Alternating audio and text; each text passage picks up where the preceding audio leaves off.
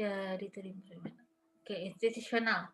Jadi institusional itu dia mengiklankan ya, mengiklankan bukan hanya produknya, tetapi juga perusahaan atau brand perusahaannya. Jadi orang kalau sekali beli brand dari perusahaan itu pinginnya pingin beli kalau beli barang-barang lain maunya ke perusahaan itu. Misalnya kayak Apple, dia itu kan nggak cuman mengiklankan si iPhone-nya aja, tapi dia juga mengiklankan komputernya dan sebagainya. Dan dia mengiklankan Apple sebagai salah satu gaya budaya hidup ya. Jadi bagian dari lifestyle. Jadi kayaknya kalau misalnya sekali beli iPhone, laptopnya maunya juga keluaran laptopnya juga maunya keluaran dari si Apple ya. Kemudian untuk mendengarkan musik juga maunya beli dari si Apple, itu adalah institusional. Kemudian industri ya, ini mengiklankan bukan cuma mengiklankan barang-barang aja, tapi juga mengiklankan kalau industrinya itu ada. Misalnya untuk industri lewat iklan-iklan kayak Hit, Baygon, kita jadi tahu kalau misalnya industri untuk alat pembunuh serangga yang mengganggu itu ada. Oke, ini promo advertising ya. Bisa macam-macam. Ada newspaper, magazine, radio, televisi, internet, email, direct mail, telemarketing, outdoor, transportation, dan specialty. Nah ini promnya beda-beda pom gini, targetnya pun juga beda-beda. Kalau newspaper mungkin lebih ke lokal, tapi newspaper juga bisa nasional ya. Newspaper kan koran udah kayak Kompas, Republika itu kan bisa ya dijangkau dari semua negara, semua orang di Indonesia. Magazine lebih ke nasional. Radio itu dia lokal ya, karena kalau radio itu jarang yang multi kota ya, kayak misalnya radio kayak Pimel, Prambors itu biasanya cuma di Jakartanya aja. Kalaupun udah ada di cabangnya itu beda lagi siaran radionya ya. Iklan dan ininya pasti beda lagi. Kemudian televisi nasional atau bisa juga lokal kalau stasiunnya cuma bisa mencapai sekitar daerah-daerahnya aja kayak Banten TV. Kemudian internet nasional dan internasional juga ya kalau internet ya, email nasional atau internasional. Direct mail itu bisa nasional, lokal, bahkan internasional, tergantung ya, tergantung si yang mengirimkan direct mailnya. Telemarketing lokal, telemarketing ini kalau misalnya mungkin Anda pernah atau orang tua Anda pernah mendapat tawaran membuka kartu kredit lewat telepon, nah itu adalah contoh telemarketing. Kemudian outdoor lokal, ya jadi kayak misalnya di jalan-jalan, itu advertising di jalan-jalan itu ada outdoor. Transportasi, kalian kalau pernah naik bus apa kereta api, biasa suka ada yang iklan-iklan atau semacam sponsor atau di gambar busnya atau di gambar keretanya, itu juga masuk ke lokal, specialty masuk ke nasional bisa lokal. Oke, ini kemudian itu tadi advertising, sekarang adalah personal selling. Personal selling itu satu penjual menjual ke satu pembeli atau beberapa pembeli secara langsung ya, secara pribadi. Setiap personal selling ada beberapa cara ya, jadi hal-hal yang bisa ditempuh pada saat personal selling. Pertama, identify target market, kenali target market Anda. Misalnya Anda menjual panci, ya kalau ditawarin ke anak TK ya nggak akan laku ya, tawarkanlah ke rumah-rumah yang ada ibu rumah tangganya. Ya, itu identify target market. Kemudian kalau udah tahu target market Anda siapa, kontak potensial customer ya. Kontak potensial customer, hubungi si calon customer potensial. Kemudian make sales presentation ya, melakukan presentasi penjualan kepada si calon customer, bisa satu atau beberapa orang. Answer question, jawab pertanyaan-pertanyaan mereka. Lakukan penjualan. Nah, setelah lakukan penjualan bukan berarti nggak di-follow up lagi. Follow up lagi, tanya reaksinya, feedback mereka bagaimana, kemudian seneng nggak membeli produk dari kalian gitu. Nah, itu kemudian kalau ada produk baru lagi, tawarkan lagi. Mungkin contohnya ya, kayak yang jual-jual panci dari rumah ke rumah, atau mungkin teman-teman kalian ada yang jualan Oriflame, nah itu juga contohnya adalah personal selling ya. Ya, kan kalau personal selling kadang kan kalau nggak salah setahu saya ya, saya bukan anggota Oriflame, tapi tahu aja kalau Oriflame tuh suka biasanya penjual suka ngadain event-event gitu, kemudian di sana dijual produknya, terus ditawarin jadi member. Nah, itu contoh struktur personal selling. Kemudian promosi strategi ya. Promosi strategi ada rebates, kupon, sampling, display, dan premium. Ya, ini promosi strategi. Misalnya rebates, ada yang keluar ya?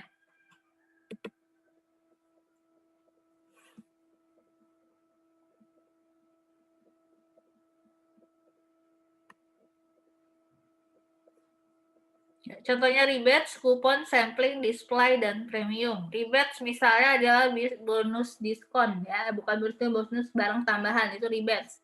Misalnya Anda beli handphone, itu sekalian sama ininya, earphone-nya.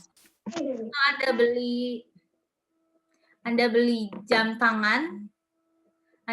tangan, itu sekalian sama beli dapat bonus baterainya. Sorry, bukan jam tangan, jam waker, itu dapat baterainya. Itu adalah contoh rebates. Kemudian ada kupon, ya. Kupon misalnya produk dijual, kemudian Anda dapat kupon untuk beli barang lain, atau kupon untuk pembelanjaan berikutnya tapi diskon 10%, itu adalah kupon. Kemudian sampling adalah jenis dapat contoh, ya, dapat contoh barang. Misalnya Anda beli makanan, kemudian dapat sampling atau sampel makanan lainnya. Atau mungkin kalian pernah, kalau misalnya belanja di mall itu ke body shop atau ke tempat-tempat yang menjual kosmetik kecantikan dan sebagainya, suka ada samplingnya, ya, suka ada yang sasetan buat sampling, misalnya, atau skincare itu suka ada sasetan buat sampling, itu adalah contoh buat sampel, contoh sampling. Kemudian contoh lainnya adalah display. Display ini berarti Anda bekerja sama dengan si supermarket, meminta produk Anda dipajang di depan, di tempat yang strategis. Jadi ketika si pembeli masuk, produk yang pertama kali dilihat adalah produk Anda, bukan produk saingan Anda. Kemudian ada premium. Jadi di sini seperti penawaran kepada customer untuk jadi member premium dengan berbagai macam paket dan bonus. Itu adalah contoh promotion strategi. Contohnya misal premium kayak misalnya Anda ke bengkel, atau misalnya Anda ada punya tabungan jadi anggota premium, atau mungkin kalau nonton bioskop jadi anggota premium, setiap nonton gratis popcorn, itu contoh adalah premium, ya. Jadi promotion strategi tadi dari rebates, ya, jadi bonus tambahan produk kalau membeli produk. Kemudian kupon diskon, kemudian kupon belanja berikutnya dengan harga lebih terjangkau, kemudian sampling, ya, pemberian contoh, display, memajang produk Anda di paling depan di tempat strategis sehingga produk Anda yang paling terlihat. Premium adalah misalnya mengajak para customer jadi anggota premium dengan berbagai macam benefit. Oke, selanjutnya public relation, ya. Kalau kita sering dengar kalau di perusahaan itu ada lowongan untuk public relation. Tugasnya ngapain sih? Public relation ini biasanya berusaha, ya, mengiklankan produk yang dimiliki oleh produsen, perusahaan, tapi dia mengiklankannya bukan dengan cara advertising atau personal selling, tapi mengundang para wartawan dan sebagainya untuk mengulas produk kalian, ya. Jadi untuk menulis review yang bagus. Nah, public relations selain seperti itu ada tugas lain adalah special event. Misalnya contoh special event, ada yang tahu ini enggak? Olimpiade 10 km dari Milo. Atau lari 5 meter dari Milo. Itu adalah contoh special event, ya. Public relation, ya. Kemudian news release. Ya, news release itu adalah merilis berita, misalnya beritanya kalau misalnya ada produk rilis baru, atau selain produk rilis baru, misalnya kalau misalnya ada kontroversi, si public relation yang mengadres kontroversi tersebut, yang menjelaskan.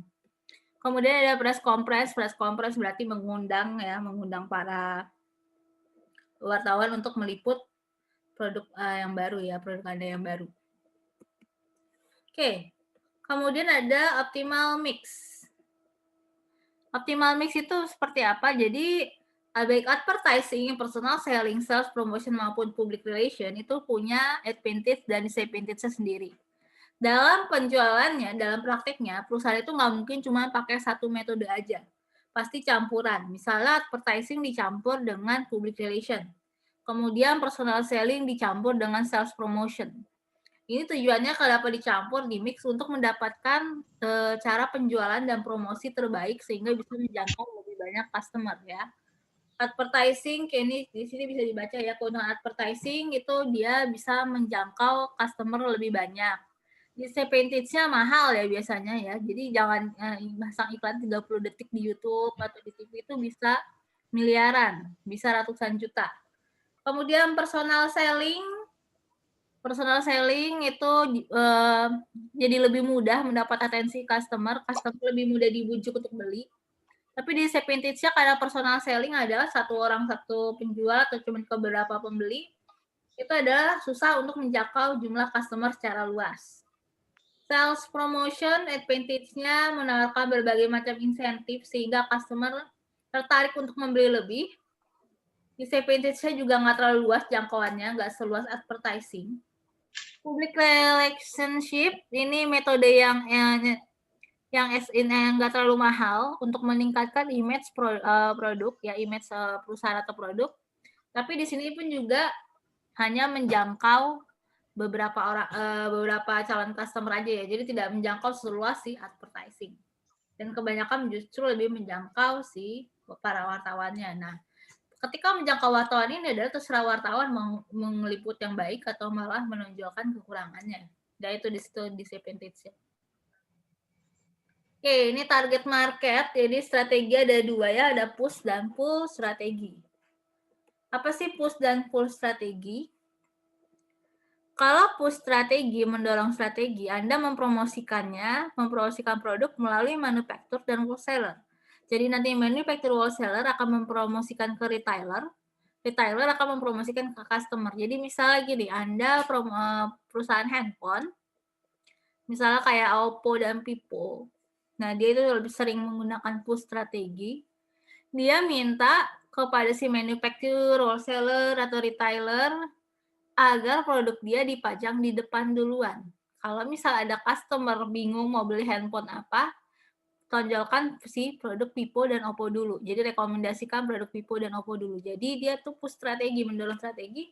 Dia mendorong dengan mempromosikan melalui produsennya ya, agar si customer bukan melalui produsen, melalui penjualnya agar si customer berniat membeli produk tersebut. Ya, itu adalah push strategi. Jadi mempromosikan, mendorong melalui si penjualnya agar si produk tersebut yang lebih dipilih customer. Contohnya kayak Oppo, Vivo, misalnya Anda ke tempat HP, counter HP itu hampir rata-rata yang dipajang di depannya itu duluan itu adalah Oppo, Vivo. Kalau Anda masih bingung mau beli handphone mana yang biasa direkomendasikan adalah Oppo atau Vivo. Kemudian kalau push strategi ini mempromosikan produknya terlebih dahulu ke customer. Customer tertarik membeli, akan cari di retailer akan mencari di wholesaler belum ada produknya akan cari di manufacturer atau di perusahaannya langsung. Ya. Jadi akhirnya karena mempromosikan customer ada demand, retailer dan wholesaler akan mencari ke perusahaan Anda ya yang menjual sebagai penjual produk tersebut. Oke, ini produk life cycle udah jelas ya kalau misalnya setiap perusahaan produk itu pasti ada fase pengenalan, fase pertumbuhan, fase sudah dewasa yang penjualan stabil, dan kemudian fase decline. Dan pasti ada kompetisi juga ya dengan sesama perusahaan yang bergerak di bidang yang sama. Dan ada kondisi ekonomi. Jadi budget atau promosi itu dipengaruhi oleh hal-hal tersebut. Contohnya promotion budget pada saat produk life cycle masih di pasar perkenalan, itu pasti budget promosinya lebih besar karena ingin masuk ke fase growth ya untuk pertumbuhan. Itu pasti promosi budgetnya besar. Ketika sudah masuk stage mature yang udah penjualan udah stabil, budget promosinya tidak sebesar sebelumnya. Ya kan banyak kan iklan-iklan produk yang pas awal-awal muncul banyak banget iklannya, terus ada berbagai macam iklan, kemudian iklan yang sering dimunculkan.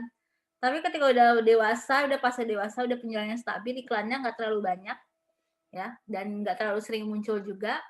Nah, kalau udah decline place ya biasanya promosi budgetnya bukan dikurangi lagi, tapi udah nggak ada, biasanya dipakai untuk promosi produk baru.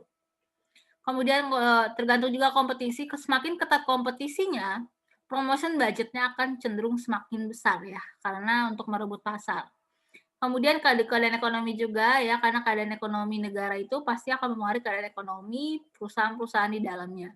Kalau keadaan ekonomi lagi bagus, biasanya promotion budgetnya akan lebih besar.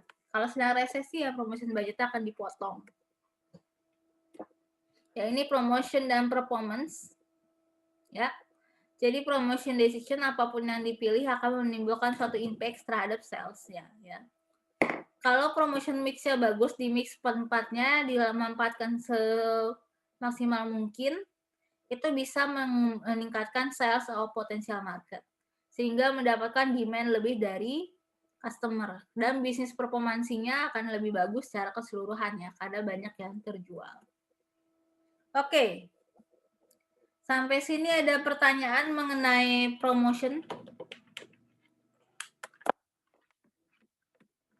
Sudah ada pertanyaan mengenai promotion?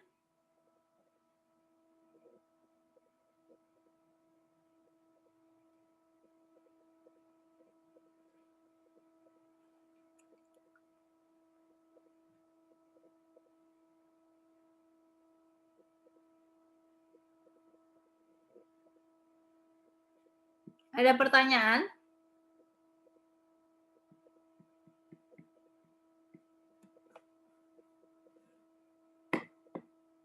Ada pertanyaan mengenai promosi? Kalau nggak ada, kita lanjutkan ke chapter 15.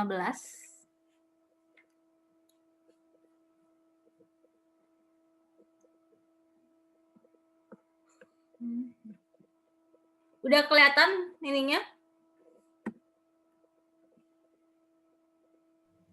Belum, Bu.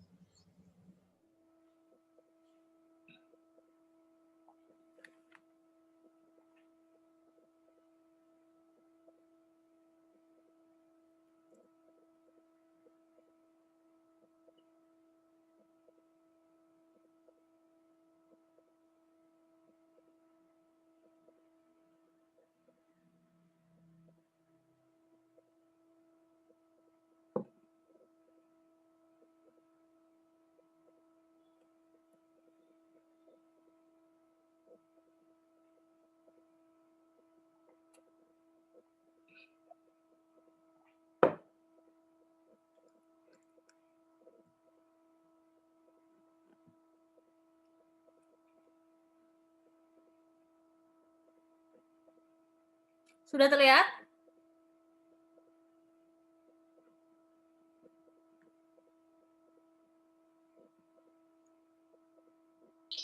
Belum, Bu.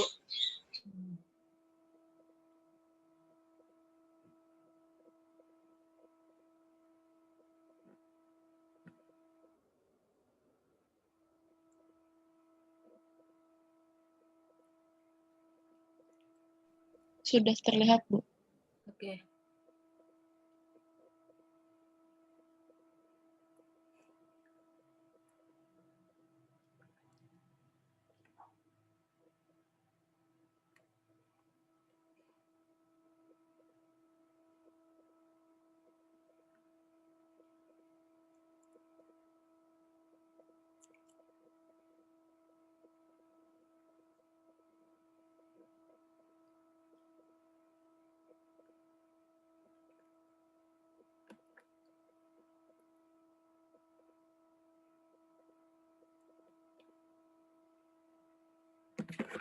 Oke, kita akan belajar selanjutnya accounting and financial analysis. Ini sebenarnya mengulang pengantar akuntansi aja, cuman lebih singkat, lebih ringkas ya.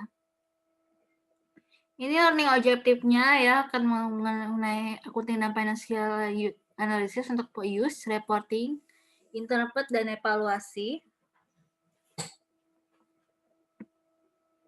Ya, ini ininya. Ya. Tujuannya apa? Proses yang digunakan untuk financial reporting. Kemudian bagaimana mengatur financial report Anda. Jadi meyakinkan kalau laporan finansial yang Anda buat itu benar-benar akurat. Kemudian menggunakan informasi untuk bisnis finansial untuk mengimprove performance. Kemudian akses financial condition berdasarkan bisnis Anda.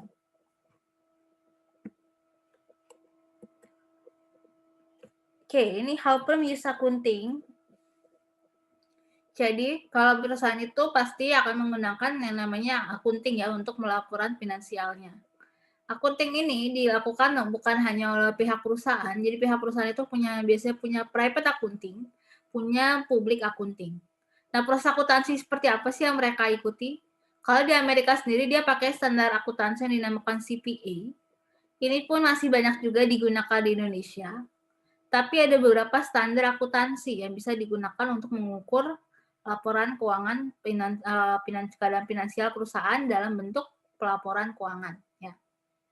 Public akuntan, ada private akuntan. Kalau private akuntan itu dari perusahaannya sendiri ya. Anda kalau misalnya jadi private akuntan, bekerja di perusahaan, mengabdi di perusahaan. Kalau public akuntan itu belum berarti menggunakan akuntan dari luar, tujuannya adalah untuk lebih transparansi aja, juga mencegah kecurangan. Kalau misalnya publik akuntan kan susah ya untuk dibohong-bohongi atau ditutup-tutupin. Nah, itu dia perlu publik akuntan ya. Nah, kemudian perusahaan juga pasti setiap transaksi ada pencatatannya ya melalui pembukuan. Nah, dari situlah dari pembukuan per harian, kemudian ada sistem akunting yang di pelaporan keuangan ya, menggunakan sistem akunting ya, baik dilakukan oleh private akuntan maupun publik akuntan, keluarlah yang namanya financial report atau laporan finansial. Siapa sih yang butuh financial report? Pertama tentu investor ya, karena ingin tahu apakah investasi yang dilakukan, menanam saham, menanam modal di perusahaan tersebut akan membawa keuntungan atau tidak. Kemudian untuk online reporting, jadi setiap perusahaan itu yang besar Bonafit pasti laporan keuangannya akan mudah dicari oleh orang luar ya, oleh orang-orang yang tidak terlibat dalam perusahaan sekalipun melalui internet. Tujuannya apa sih online reporting? Nah, online reporting ini tujuannya untuk menentukan si harga saham Anda di harga saham perusahaan di pasaran ya. Dari online reporting, orang-orang luar itu yang nggak terlibat dalam perusahaan bisa tahu apakah kondisi perusahaan lagi bagus atau tidak. Jadi kalau nanam saham di situ atau nanam modal, kedepannya bakal bagus atau tidak, bakal prospektif atau tidak. Ya itu jadi untuk kalau investor kan udah masuk orang dalam hitungannya, udah berinvestasi. Kalau online reporting ini bisa untuk mencari calon investor potensial. Kemudian juga untuk kreditor yang memberikan kredit seperti bank dan lembaga keuangan lainnya jadi tahu kira-kira mereka bisa membayar utang atau tidak kalau dikasih pinjaman.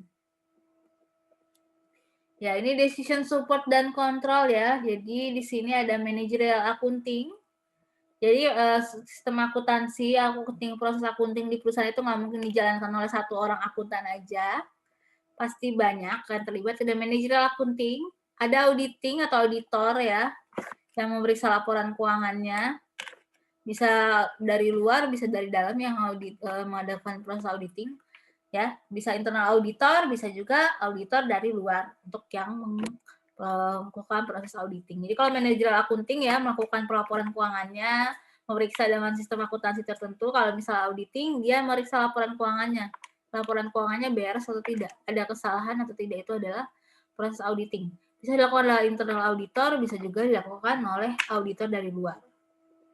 Responsible reporting. Jadi reporting yang baik itu adalah yang bertanggung jawab, bisa dipertanggungjawabkan kebenarannya sesuai dengan apa yang terjadi di lapangan, sesuai dengan apa yang terjadi di perusahaan.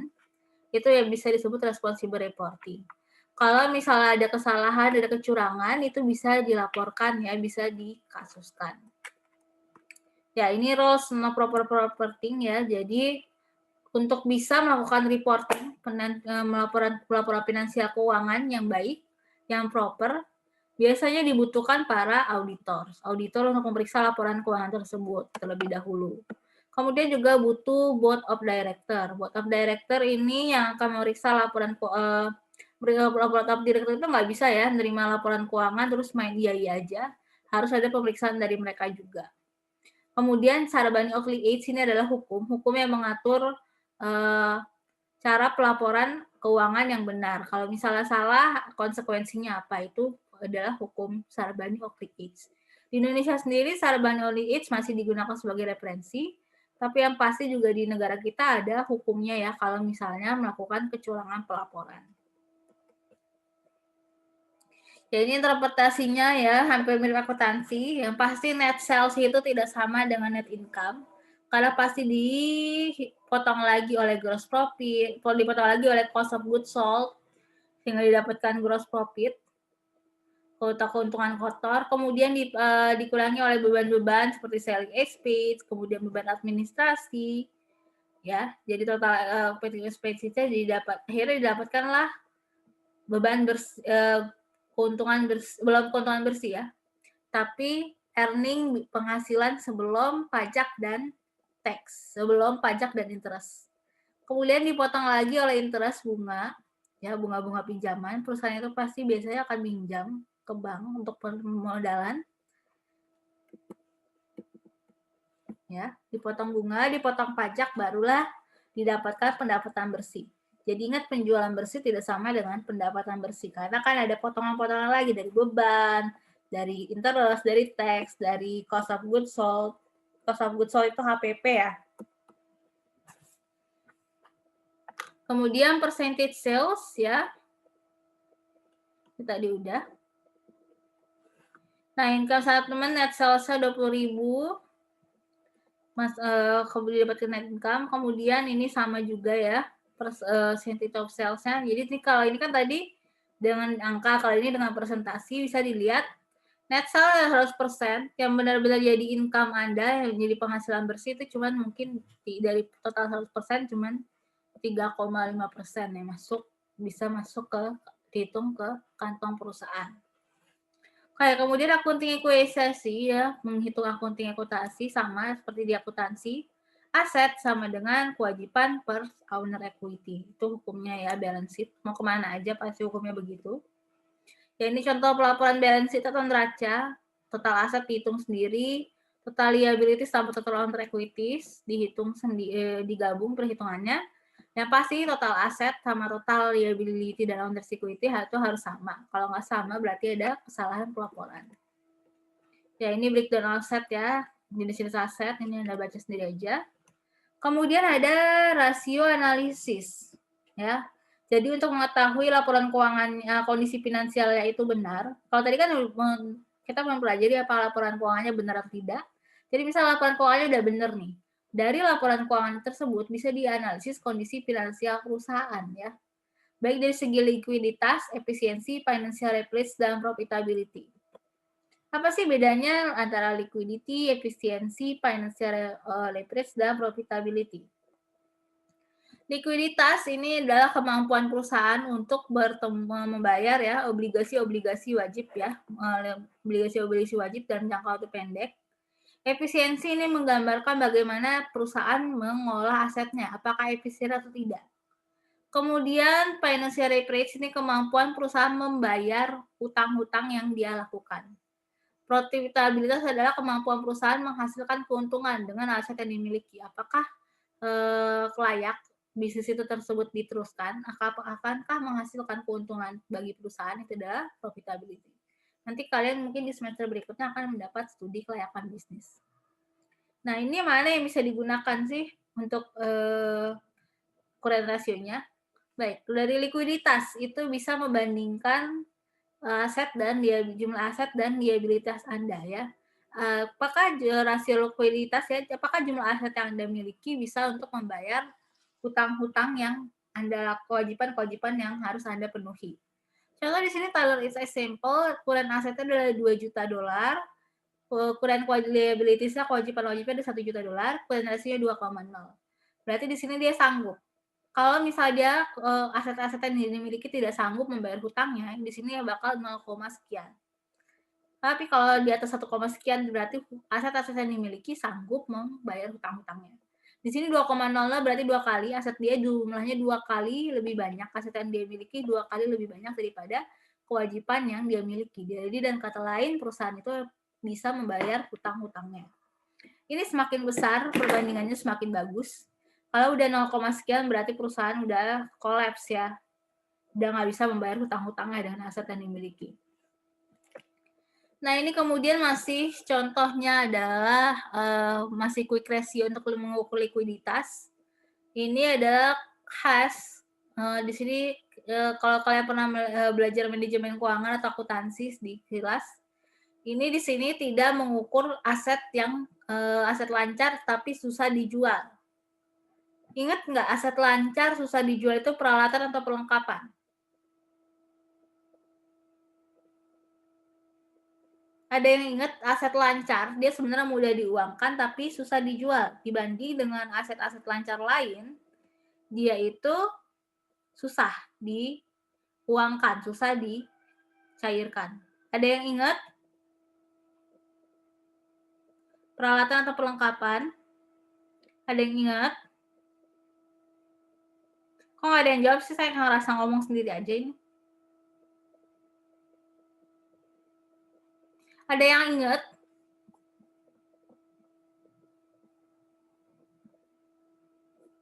Coba dapat.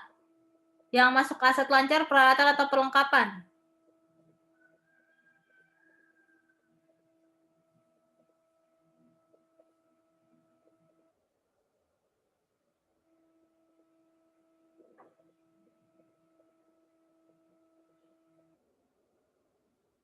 Coba dapat apa aktiva lancar, peralatan atau perlengkapan?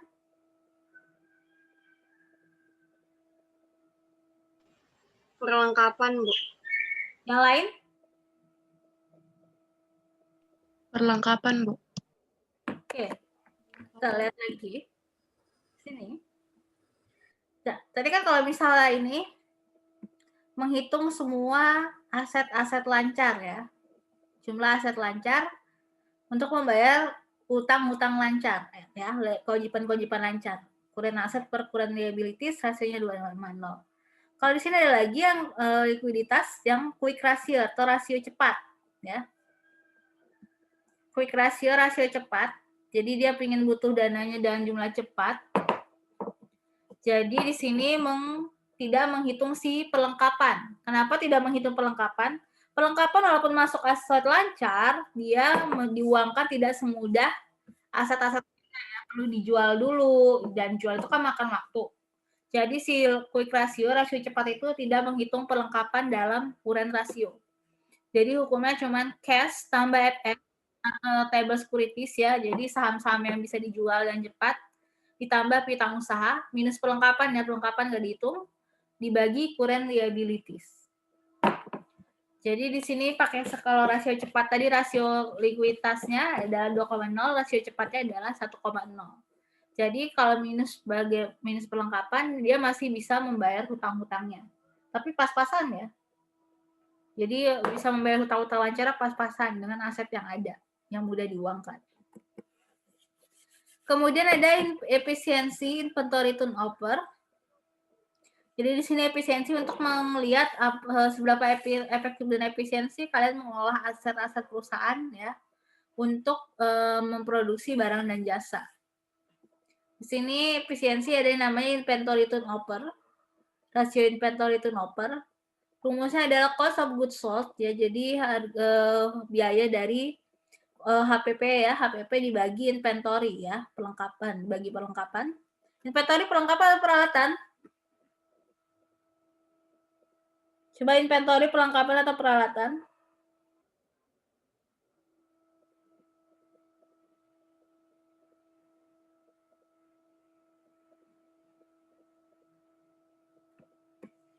Coba inventory perlengkapan atau peralatan?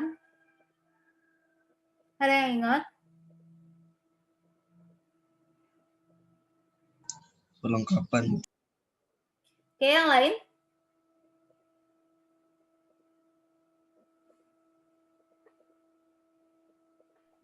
Perlengkapan.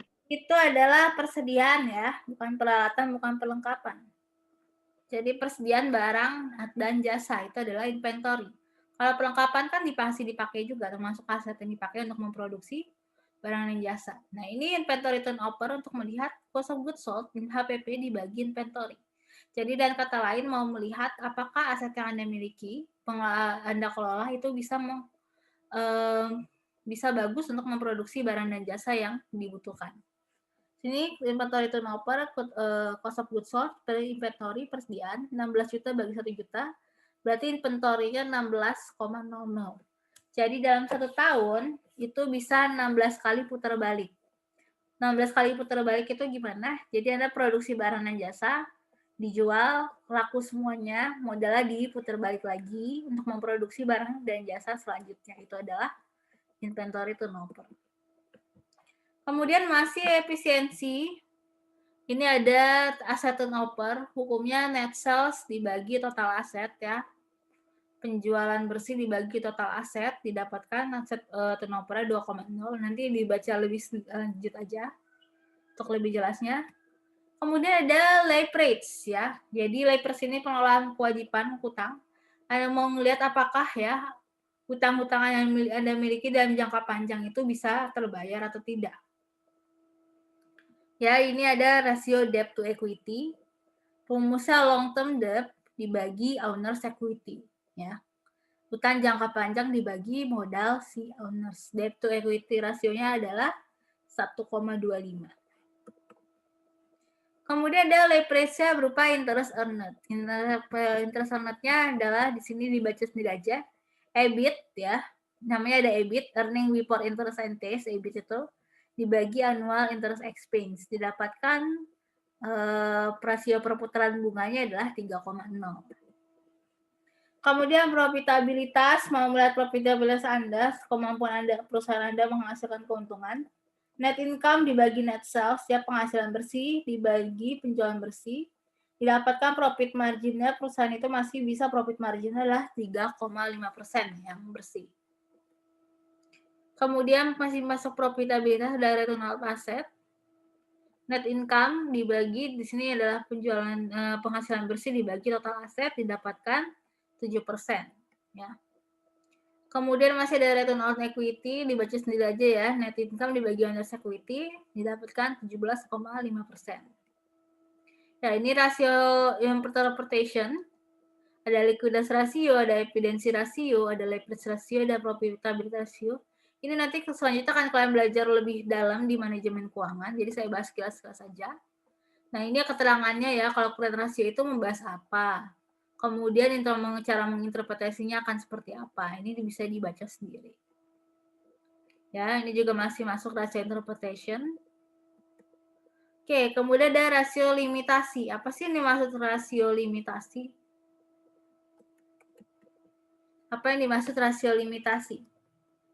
Jadi, rasio-rasio keuangan ini kan dipakai untuk melihat efektivitas laporan keuangan dan efektivitas kondisi finansial perusahaan. Tapi pada kenyataannya, interpretasi rasio itu nggak semudah itu digunakan untuk mengukur efektivitas pengelolaan keuangan perusahaan ya. Jadi ada rasio, nggak bisa dipercaya sesungguhnya rasio itu. Karena rasio itu punya limitasi ya. Pertama dipikul, susah dihitung. Ya, bayangin aja Anda harus menghitung berbagai macam aset Anda untuk tahu bisa bayar utang atau enggak. Itu banyak harus dihitung. Kemudian akunting praktis, perlu praktik akuntansi berkali-kali untuk bisa menghitung rasio limitasi secara benar. Dan ada seasonal swings. Apa seasonal swings? Jadi ada perubahan-perubahan karena perubahan musim. Jadi bisa ada saatnya penjualan naik atau penjualan turun, keuntungan naik, keuntungan turun tergantung musim atau tergantung apa yang sedang tren. Ya. Tergantung juga dengan kondisi ekonomi. Oke.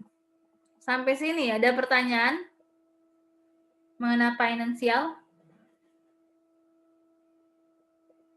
Ada pertanyaan mengenai finansial?